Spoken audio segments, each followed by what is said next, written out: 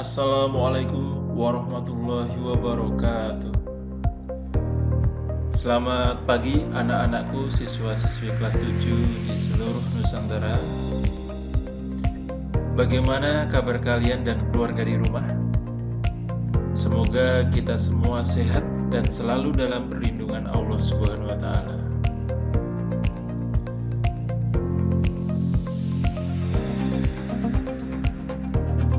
Hai anak-anakku,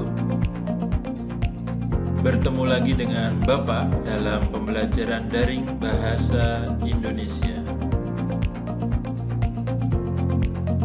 Salam semangat, aku cinta bahasa Indonesia.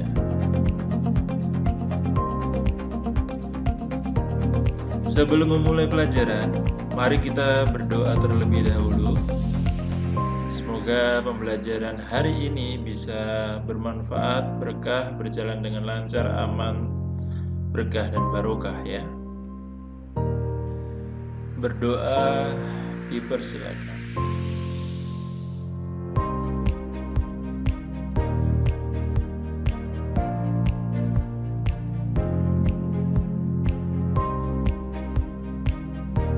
Selesai.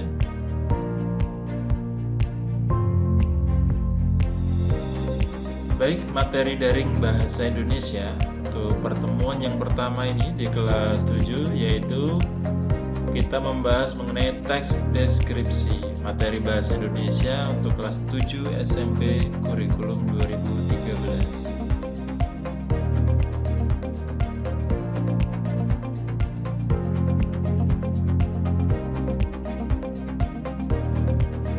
Yang akan kita bahas di materi teks deskripsi nanti yang pertama yaitu pengertian dari teks deskripsi, yang kedua tujuan teks deskripsi, dan yang ketiga ada isi teks deskripsi, yang keempat ciri-ciri teks deskripsi, struktur teks deskripsi, dan yang terakhir nanti kita beri contoh teks deskripsi. Oke, untuk selanjutnya ya, hai anak-anakku, apa yang dimaksud dengan teks deskripsi? Ada yang tahu teks deskripsi seperti apa? Apa sih itu teks deskripsi? Baik, di sini Bapak akan menjelaskan dari pengertian teks deskripsi. Teks deskripsi adalah sebuah paragraf yang gagasan utamanya disampaikan dengan cara menggambarkan dengan jelas tempat, objek, atau peristiwa yang sedang menjadi topik kepada pembaca, sehingga pembaca seakan-akan merasakan secara langsung apa yang sedang diungkapkan dalam teks tersebut.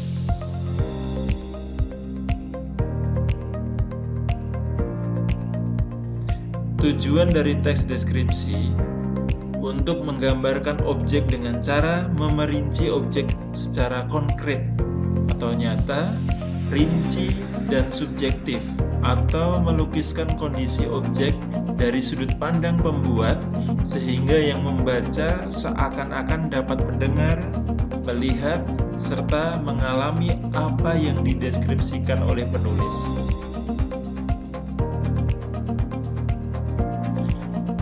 Isi dari teks deskripsi di sini ya, penulis berusaha memindahkan persepsi atau kesan, hasil observasi atau pengamatan, dan kata hatinya kepada pembaca dengan menyampaikan sifat dan semua perincian yang bisa ditemukan pada objek yang diamati. Dengan kata lain, melalui teks ini, penulis mengusahakan untuk menciptakan impresi atau sensasi indera pembaca dalam rangka menghasilkan kesan berdasarkan nalar dan imajinasinya.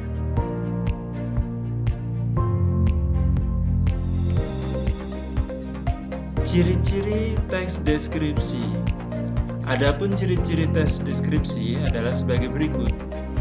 Yang nomor 1, menjabarkan atau melukiskan atau menggambarkan suatu objek seperti benda, suasana tertentu, atau tempat secara terperinci atau detail. 2. Penggambaran dilakukan secara jelas, melibatkan panca indera. Ada indera pendengaran, penglihatan, pengecapan, penciuman, dan perabaan. 3. Memaparkan ciri fisik dan sifat objek tertentu seperti bentuk, warna, ukuran, dan kepribadian secara rinci dan jelas. 4. Banyak ditemukan frasa atau kata-kata yang maknanya ada kata sifat atau keadaan, serta terdapat data-data valid berupa fakta dan sesuai realita sebagai ilustrasi untuk penggambaran secara jelas. 5. Menggunakan pola pengembangan urutan ruang. Penulis menggambarkan objek yang diamati satu persatu atau secara bergantian. Setelah itu kita bahas struktur teks deskripsi. Struktur teks deskripsi di sini ada 3. Untuk yang pertama ada identifikasi atau bisa disebut pernyataan umum ya, yaitu mengenalkan objek yang akan digambarkan. Misalnya benda, tempat, binatang, orang, atau sesuatu yang akan dideskripsikan. Struktur yang kedua yaitu deskripsi bagian.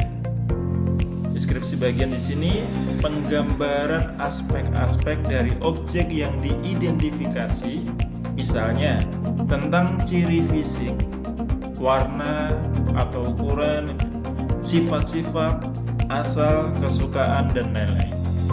Untuk yang terakhir yaitu simpulan, bagian penutup yang biasanya disertai oleh pendapat penulis. Baik, untuk lebih jelasnya di sini Bapak berikan contoh teks deskripsi.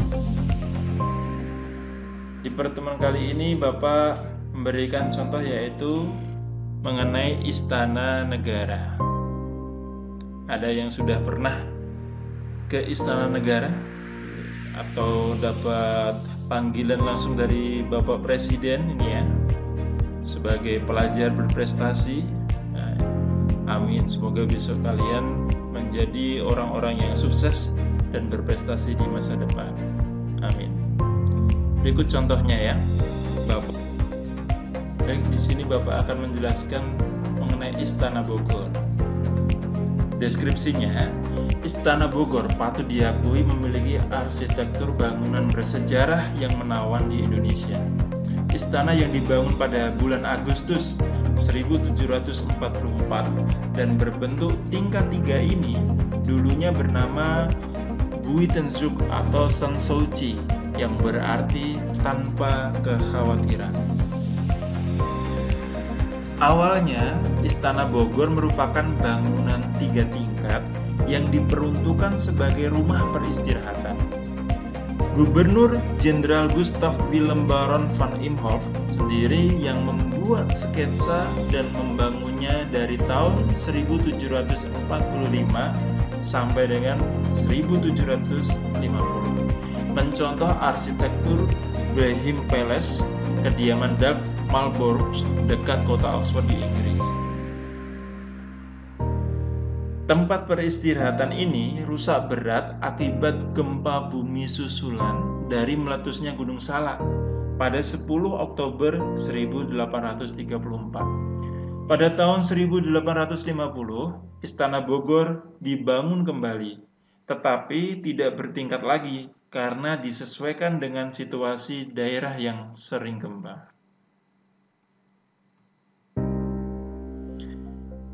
Pada masa pemerintahan Gubernur Jenderal Albertus Jacob Duymayer van Twist 1851 sampai 1856,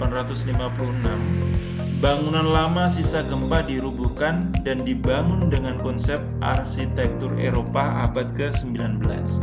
Sejak itu, bentuk bangunan Istana Bogor berangsur-angsur mengalami berbagai perubahan, termasuk masa Gubernur Jenderal Belanda Herman Willem Diedrich dan Gubernur Jenderal Inggris Sir Thomas Stamford Raffles berkuasa. Sejak 1850, rumah peristirahatan ini berubah menjadi istana peladian dengan luas halaman 28,4 hektar dan luas bangunan 14.892 meter persegi.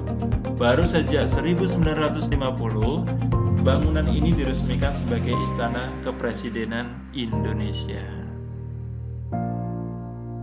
Itu demikian tadi contoh teks deskripsi mengenai Istana Bogor. Baik anak-anakku, untuk menentukan informasi yang terdapat dalam teks deskripsi, kamu dapat membuat pertanyaan-pertanyaan berdasarkan isi teks deskripsi tersebut. Kamu dapat membuat pertanyaan dengan kata tanya adik Simba. Apa itu adik Simba? Yaitu apa, di mana, kapan, siapa, mengapa, dan bagaimana. Atau biasa juga disebut 5W+1A. Jawaban pertanyaan tersebut merupakan informasi dalam teks deskripsi.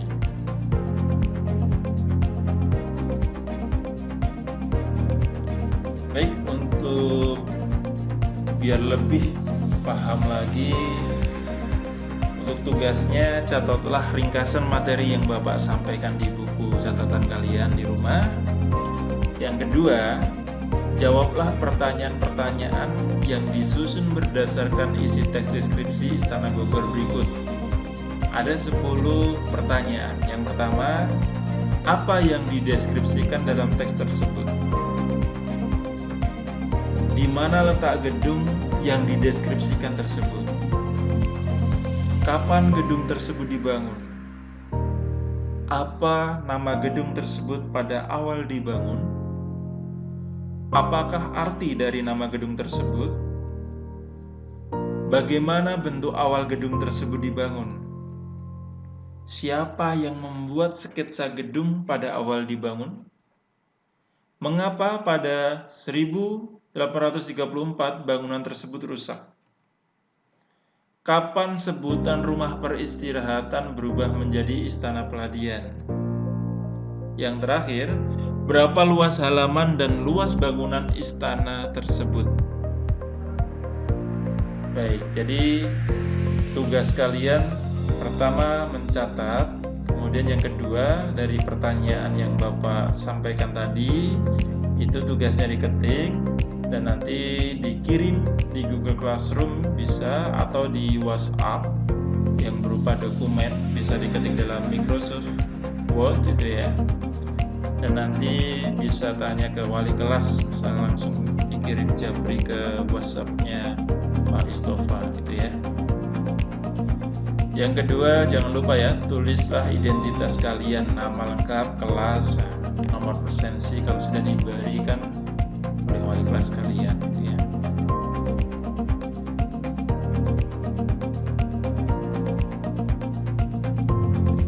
Baik anak-anak, terima kasih atas perhatian dan semangat belajarnya hari ini. Sekian pertemuan hari ini. Semoga kalian paham dan Allah memberi manfaat yang berkah dan barokah. Alhamdulillah, jazakumullahu khairan. Wassalamualaikum warahmatullahi wabarakatuh.